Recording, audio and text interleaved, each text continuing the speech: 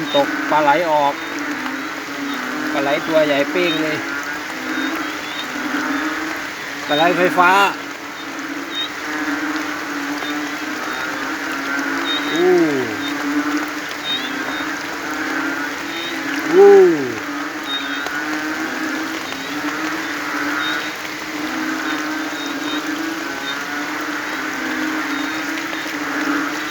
ระว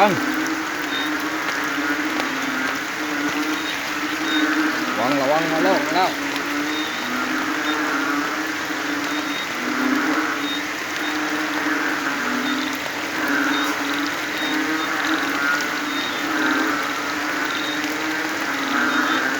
วางไม่ฉกเลย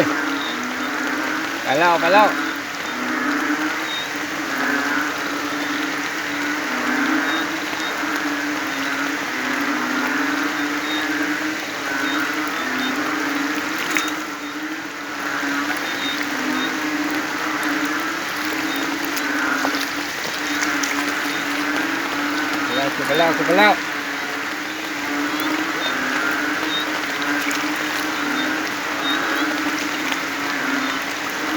โอ้โห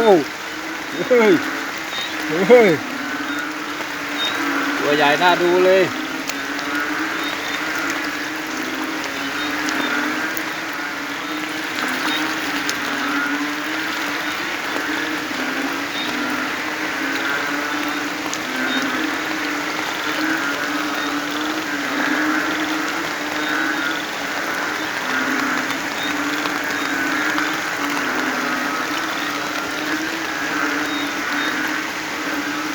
ปลาไหลไฟฟ้า